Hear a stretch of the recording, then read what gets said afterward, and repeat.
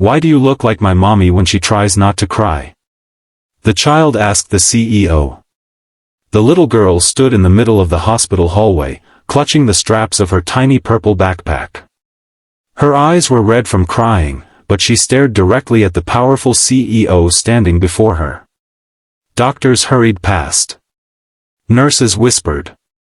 The man who owned one of the largest companies in the city had faced lawsuits, boardroom battles, and billion-dollar decisions without flinching. But then the child asked a single question that stopped his world. Why do you look like my mommy when she tries not to cry? The hallway fell silent. And for the first time in years, the CEO felt his heart break. Before we begin this emotional story, take a moment to like, comment, share, and subscribe if you believe kindness, compassion, and second chances can change someone's life. Your support helps these stories reach more hearts around the world. Ethan Walker was a man everyone admired but very few truly knew. At 42 years old, he had built an empire from almost nothing. Business magazines called him a genius. Investors called him unstoppable. Employees called him demanding. But deep inside, Ethan carried a pain no amount of money could heal. 5 years earlier, he had lost his wife, Sarah, in a tragic car accident. She had been everything to him. His best friend. His greatest supporter. His reason for working hard. The accident happened on a rainy evening. One phone call shattered his entire life. From that moment on, Ethan buried himself in work because work was easier than grief. He stopped attending family gatherings. He stopped celebrating birthdays. He stopped believing happiness could return. His company grew larger every year while his heart became smaller. People saw success. He felt emptiness. On a cold November morning, Ethan arrived at St. Grace Hospital to finalize a major charitable donation from his company. Cameras were waiting. Reporters were prepared. It was supposed to be another public appearance. Another smile. Another speech. Another day pretending everything was fine. After the ceremony, Ethan quietly walked through one of the hospital corridors, hoping to avoid attention. That was when he noticed a young nurse sitting alone near the pediatric wing. She looked exhausted. Her dark hair was tied back loosely. Her eyes were swollen. She stared at paperwork in her lap while trying desperately not to cry. Something about her expression reminded him of himself. Or perhaps it reminded him of Sarah. He looked away. Then he heard small footsteps. A little girl suddenly ran down the hallway and stopped beside the nurse. Moments later, the child turned toward Ethan and asked the question that froze him in place. Why do you look like my mommy when she tries not to cry? The nurse looked horrified. The little girl seemed confused. And Ethan felt emotions he had spent years suppressing. The nurse quickly apologized. Her name was Emma. The little girl's name was Lily. Emma explained that Lily's father had passed away 2 years earlier and that children often noticed sadness adults tried to hide. Ethan nodded. But he couldn't stop thinking about what the child had said. Because she was right. He had become an expert at pretending. Pretending he was okay. Pretending he wasn't lonely. Pretending grief no longer followed him everywhere. Before leaving, Lily smiled and handed him a small sticker from her backpack. It was a cartoon dinosaur. A simple gift from a child. Yet somehow it meant more than the expensive awards displayed in his office. That evening Ethan sat alone in his massive penthouse overlooking the city. The dinosaur sticker rested on his desk. For reasons he couldn't explain, he couldn't throw it away. Instead, he stared at it for hours. The next day he found himself thinking about Emma and Lily. Then the day after that. And the day after that. Weeks passed. Eventually Ethan returned to the hospital under the excuse of checking on donation projects. The truth was simpler. He wanted to see them again. Emma worked long shifts caring for sick children. She rarely complained, rarely rested, and always put others before herself. Ethan learned that after losing her husband, she had struggled financially for years. Medical bills had nearly destroyed her savings. Many nights she worked overtime just to provide a better life for Lily. Yet despite everything, she remained kind. Watching her changed something inside Ethan. For years he had surrounded himself with executives, investors, and powerful people. But Emma possessed a strength he rarely saw in boardrooms. The strength to keep going when life became unbearable. The strength to love despite loss. The strength to smile through heartbreak. As winter turned into spring, Ethan and Emma slowly became friends. Their conversations started small. A few minutes here. A few minutes there. Neither spoke much about personal pain at first. Some wounds were too deep. Some memories hurt too much. But grief recognizes grief. And eventually walls began to fall. One evening Emma confessed how difficult it was raising Lily alone. She worried constantly.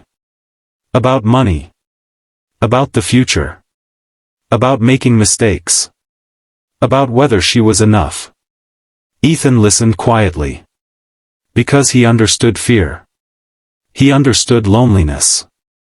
And for the first time in years, he didn't feel alone either. Meanwhile, Lily grew fond of him. She called him Mr. Serious because he rarely smiled. Every visit brought another drawing. Another joke. Another attempt to make him laugh. Slowly, impossibly, she succeeded. Employees at Ethan's company noticed changes. He became more patient. More approachable. More human. Meetings felt different. His anger appeared less often. His kindness appeared more. People wondered what had happened. Nobody knew a little girl with a dinosaur backpack was changing one of the most powerful men in the city. Months later, disaster struck. St. Grace Hospital announced major budget cuts. The pediatric wing faced closure. Children receiving long-term treatment would need relocation. Doctors feared chaos. Parents feared uncertainty. Emma feared losing the department she loved.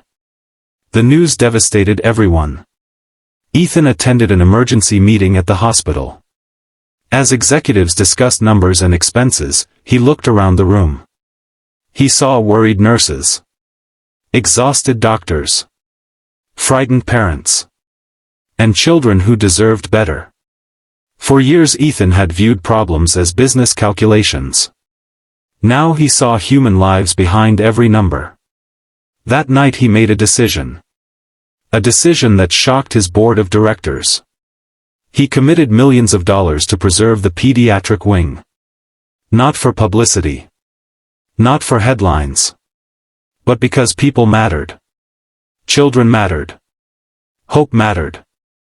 The announcement spread throughout the city. News channels celebrated his generosity. But Ethan knew the truth. The hospital hadn't saved him. Emma and Lily had. Months passed peacefully. For the first time in years, Ethan looked forward to tomorrow. Then came another challenge. One that threatened everything. Emma was diagnosed with a serious medical condition requiring surgery. The prognosis was good. But the risks were frightening. When Ethan heard the news, old fears returned. He remembered hospital corridors. He remembered waiting rooms. He remembered losing Sarah. The thought of losing another person he cared about terrified him. Emma noticed his fear. She recognized it because she carried similar fears herself. The night before surgery, Ethan sat alone in the hospital chapel. Rain tapped softly against stained glass windows. Memories flooded back. Pain returned. Grief resurfaced. For years he believed strength meant hiding emotions. That night he finally cried. Not because he was weak. Because he was human. The next morning Lily found him sitting quietly outside the operating room. She climbed into the chair beside him. Neither spoke for several minutes. Then she slipped her tiny hand into his. It was such a simple gesture. Yet it carried enormous meaning. For the first time since Sarah's death, Ethan realized something important. Love wasn't replacing the people we lose. Love was honoring them by continuing to live. Continuing to care. Continuing to open our hearts. Hours later, the surgeon emerged with good news. The operation had been successful. Emma would recover. Relief swept through everyone. Ethan closed his eyes and whispered a silent thank you. Life slowly returned to normal. Recovery took time. Healing always does. But Emma grew stronger. And so did Ethan. One summer afternoon, nearly 2 years after their first meeting, Ethan organized a charity event at the hospital. Families gathered in the garden. Children laughed. Music filled the air. Volunteers handed out food and gifts. As the celebration continued, Lily stepped onto a small stage holding a microphone. Her hands trembled slightly. But her smile remained steady. She thanked doctors, nurses, families, everyone who helped children during difficult times. Then she looked directly at Ethan. The crowd became silent. Lily told everyone how she once thought heroes wore capes. How she believed heroes only existed in movies. Then she explained she had been wrong. Because sometimes heroes wore business suits. Sometimes heroes looked sad. Sometimes heroes were lonely people learning how to love again. Many people in the audience began crying. Including Ethan. Especially Ethan. Because he finally understood something. Success had never been the buildings he owned. Or the money he earned. Or the company he built. Success was this moment. These relationships. These people. This family that life had unexpectedly given him.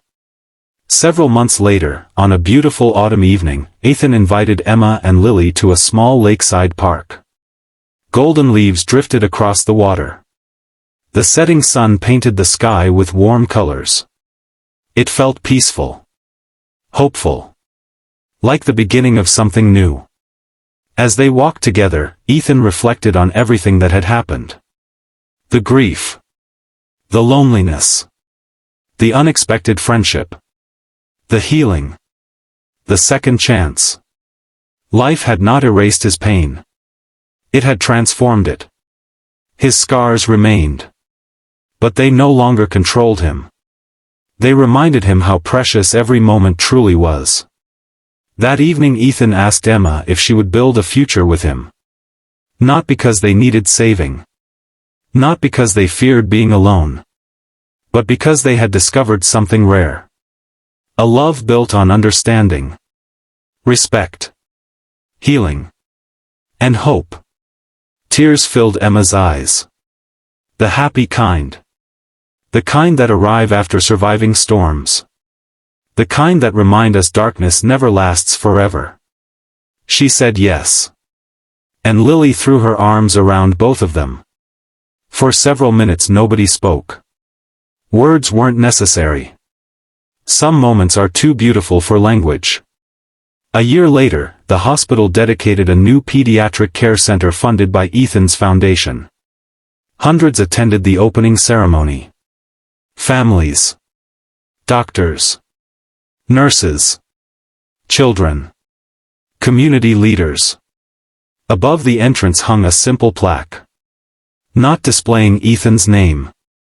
Not celebrating wealth. Instead it carried a message. Kindness changes lives in ways we may never fully understand. People admired the building. But Ethan admired something else. A little girl laughing nearby. A woman smiling beside him. A future he once believed impossible. And sometimes, when he remembered that day in the hallway, he smiled. Because everything had started with one innocent question. A question asked by a child brave enough to notice hidden pain. Why do you look like my mommy when she tries not to cry? The answer was simple. Because both of them had been carrying broken hearts.